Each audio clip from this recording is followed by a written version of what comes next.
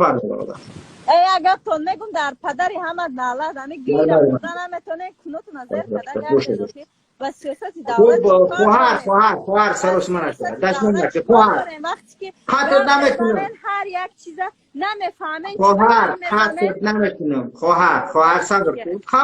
صبر کن خدا دکه گپ میگم که من خودم نفهمم من در امریکا زندگی میکنم مرا مثالی گپ جام امن نه تینجم خدا باشکه الحمدلله میگم پدر و مادرم در جای امن میبخشی که از گروه ابراشینی کدن مایو همین قدر گپ نگم کون در جای گرمی کو هم مرا تنقید نکو فهمیده مرد صبر کی خواهر یک قدم به قدم پیش میریم خواهر صبر کی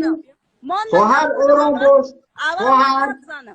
خواهر آرام باش مایلش وقتت نتیم گپ زن خواهر آرام باش دولت ده خواهر آرام باش صبر که تو قدم به قدم پیش بریم الله اکبر افروسی پروسی دفش مردن تون به فروست گوش به خواهر صبر که اخی مایلش تو حق ما غلط تو حق ما غلط تو حق ما غلط شرطه که اپای ترا برای همون شوهرت قطیت زندگی میکنم همون شوهرت قطیت مرد با همون مرد قطیت وار زنی لقی زندگی میکنم فی او گوش که بایی امرو صبر که تو چه خیلی زنکی زنک رنگی نشود وقتا دفعه که بایرق امریکا اسمت استیکی داری مردم برای تو احمقان ترا گوش که الان صبر ببرو گوش که تو اگر زن باشی که مرد همی شوهری که قطیت زندگی داره همون شوهر تا بگو که این شوهر تا بگو که گوش که ترا تو با قطیت نمیدونی من صبر کردم صبر با خواهرت گفتی صبر کردم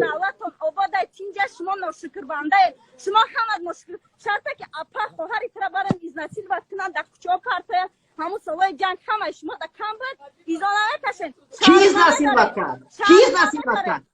کیز نسیل وقت کرد رحمانو کرد رحمانو کیز نسیل وقت کرد فرانتی خلقیز نسیل وقت کرد کیز نسیل وقت کرد ما تاجیکی ما که ما ناشکر بنده شما اکثریت همه برای چی شکر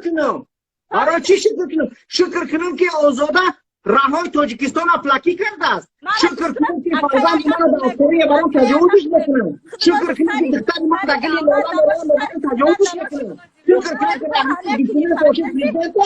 شکر کنم که ما در دولت تاجیکستان تو زن در امریکا گشتن سای تو شکر نگو تو شکر نگو مردم تینج آباد جنگ ننداز آدم تنج باشد که در امریکا گرفته بخری من در امریکا خوندن آمدم من تمام کنم خوندن آمده از نشد دختر کدام وزیری دختری کدام آدم رحمانوفی با همه خاطر از نشد پدر مادر تو تنجه کو قسم بخود دختر یگان وزیر نیستی کو قسم بخود دختر یگان گفتی گفت الله بزرگه یگانه من یگان کس ندارم مرا پشتم خداونده مرا پدرم گفتی که این مردم پشتم خداوند است این مردم هم پشتم خداوند تو کو دروغ گفته ایسای برای چی؟ برای اینکه دختری عادی این ملت هیچ وقت به امریکا نمیرسه تو دختری یگان چینو میکی تو دختری یگان سیاسی وظیفه‌داری و برای همه خاطر پشت پدر تا گرفته ایسای میدونی که این مردم اگر این ملت بخیزه به علیه رحمان ظالم پس پدرت چپا میشود و جای پدرت زندان است و تو گپو یا آدم میشه که دختری پدرگون کرده رنگ هزارها همین دخترای همین ملت که رحمان پدرش زندان کرده